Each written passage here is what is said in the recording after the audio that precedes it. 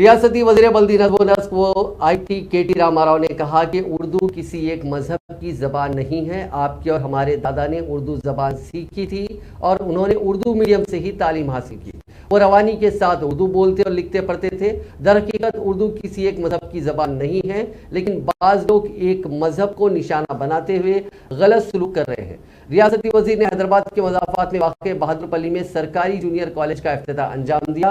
इस मौके पर अपने खिताब में उन्होंने कहा कि वो मुतल्लिक़ा रुकन असम्बली की ख्वाहिश के मुताबिक चीफ मिनिस्टर से बातचीत करके यहाँ उर्दू मीडियम कॉलेज मंजूर करवाएंगे।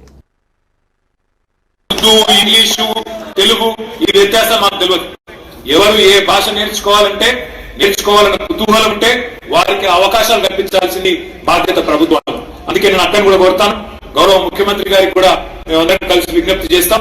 ఈ జిల్లాకి ఒక మైనారిటీ వర్గానికి కానీ ఇతరులకు కానీ ఉర్దూ నేర్చుకునే అవకాశాలు కల్పించాలి అంటే తప్పకుండా ఆ దిశగా కూడా ప్రయత్నాలు చేస్తామని చెప్పి మళ్ళొకసారి మీకు విజ్ఞప్తి చేస్తూ, రాష్ట్రంలో మన ఊరు మనబడి అనే కార్యక్రమం కింద జరుగుతున్న విద్యా యజ్ఞం 7,200 కోట్ల రూపాయలతో జరుగుతున్న విద్యా యజ్ఞం, దాని మీద కూడా కొంతమంది తెలియక మాట్లాడుతా ఉన్నారు. నిన్న నేను కూడా ఇప్పుడు అక్క చెప్పినట్టు నేను కూడా చూసినాను. ఇద్దరు కాంగ్రెస్ నాయకులు ఉత్తమ్ కుమార్ రెడ్డి గారు, మధు యాష్కి గారు ఒకటే ప్రెస్ మీట్ లో కూర్చొని మాట్లాడుతున్నారు, పక్క కూర్చొని మాట్లాడుతున్నారు. కేసీఆర్ వచ్చినాక విద్యా వ్యవస్థ ఆగం పట్టించిండు అని ఉత్తమ్ కుమార్ రెడ్డి మాట్లాడుతున్నారు. ఏమంటే ఆయన మన ఊరు మన బడికి ఆర్భాటంగా 7,000 కోట్లను ప్రకటించిండ్రు, ఒక్క పైసా విడుదల చేయలే అని ఉత్తమ్ కుమార్ రెడ్డి గారు ప్రవచిస్తారు. పక్కనే కూర్చున్న మధు యాష్కి గారేమో అదే మైక్, మళ్ళీ వేరే మైక్ కూడా కాదు, అదే ప్రెస్ మీట్ అదే మైక్ ఆయన పక్కనే కూర్చున్నాడు. ఆయన మైకు తీసుకొని పెద్ద 1,000 కోట్ల కుంభకోణం అయిపోయింది, దోసుక తింటున్నా ఆయన అంటాడు.